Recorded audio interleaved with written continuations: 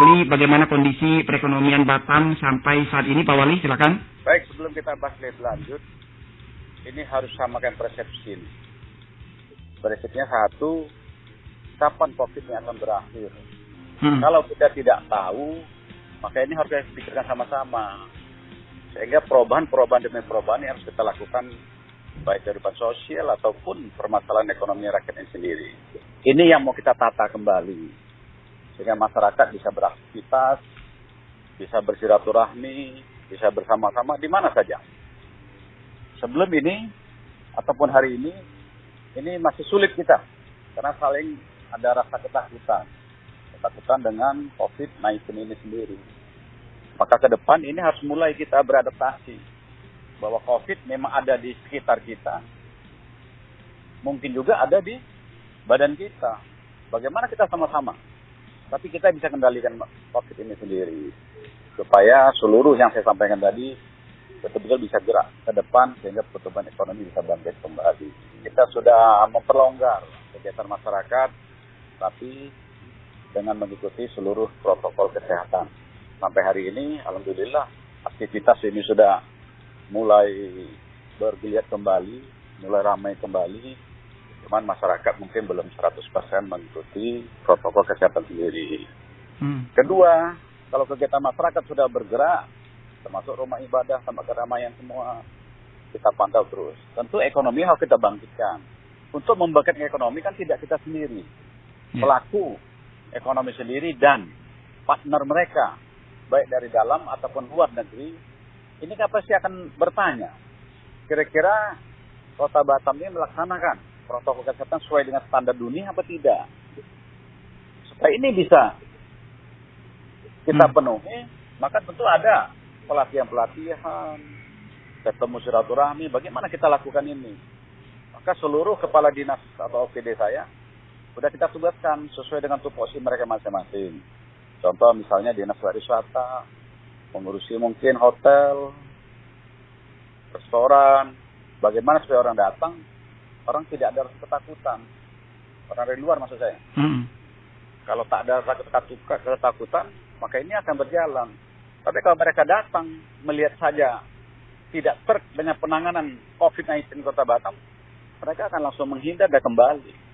Kalau sempat dia menghindar dan kembali, bercerita di tempat asal mereka, ini akan jadi presiden buruk bagi kita. Kenapa?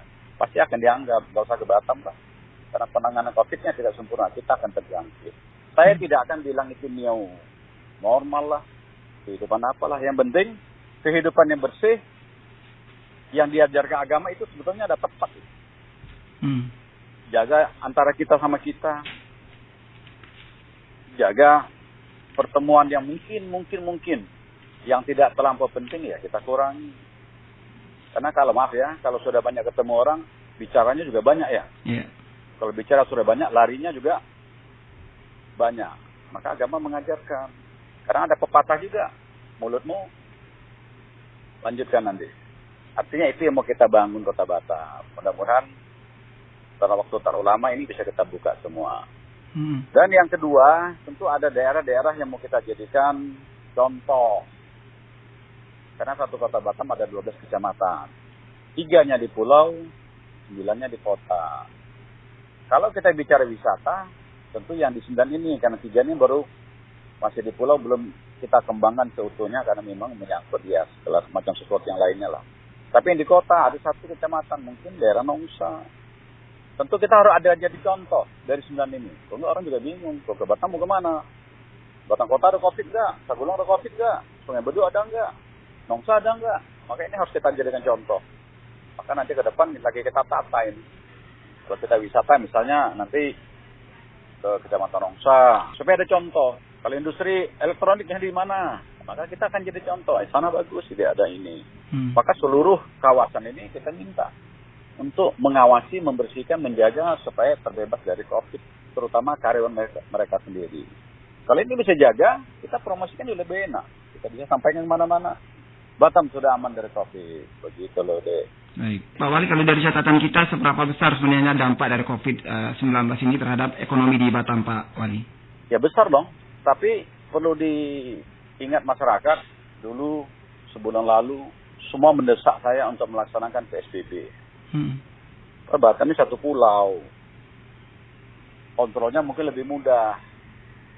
Kalau saya lakukan PSBB kemarin, dengan semua kegiatan yang kita ajukan untuk berhenti, tentu terjadi suatu masalah yang mungkin tidak seperti sekarang ini. Maka saya tidak ajukan, maka kemarin kita bagi.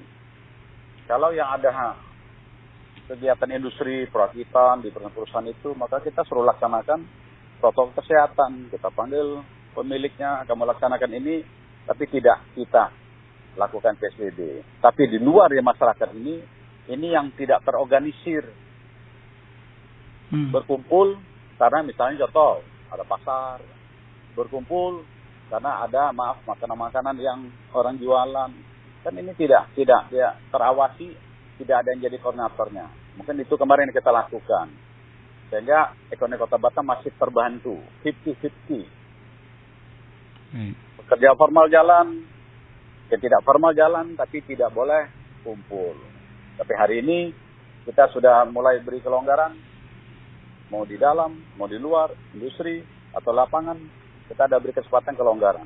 Kita sama-sama melihat, ini sudah mulai bergeliat. Masyarakat sudah mulai keluar, mudah-mudahan ini bisa bangkit. Tapi ini masih tingkat lokal. Tingkat lokal Kota Batam. Belum ke luar. Keluar maksud saya, mungkin ke Jakarta, mungkin ke Singapura, mungkin ke Johor, mungkin ke Malaysia. Yang mau kita kejar sebetulnya yang keluar. Karena supaya uang yang berputar Kota Batam juga ada peningkatan. Bukan hanya itu saja, termasuk industri, investasi orang. Hari ini masih belum masuk karena COVID ini belum selesai. Tapi kita akan cepat selesaikan supaya semua akan masuk, maka pertumbuhan ekonomi atau perputaran ekonomi Kota Batam bisa kembali sebelum COVID ini sendiri. Kerjasama dari stakeholder terkait dengan industri dan juga wisata ini yang perlu dilakukan begitu Pak Walia. Semua, tidak boleh parsial lagi. Tidak boleh Pemko sendiri, BP sendiri, instansi pemerintah vertikal yang di daerah sendiri, tidak. Semua kami sudah menyatu. Pertama kalau pemerintah sudah menyatu, maka seluruh pengusaha harus menyatu. Termasuk pengawas-pengawas kita, jangan lagi lah menyalah-nyalahkan. Tapi bagaimana kesalahan ini kita perbaiki. Kan tidak ada yang sempurna kita nih. Tapi kalau semua dikasih masukan, saya kira ini akan berjalan lebih cepat. Maka visi kita, tujuan kita, tamakan hati kita ini, bahwa kita ingin ekonomi bangkit meskipun COVID-19 atau COVID-19 ini belum selesai, tapi ini sudah berjalan. Sehingga masyarakat betul-betul bisa mengembangkan, menikmati, melajari kehidupan di Kota Batam ini. Maka mudah-mudahan dalam waktu terlalu jauh, semua akan selesai. Saya kira itu Mas, terima kasih. Assalamualaikum warahmatullahi wabarakatuh.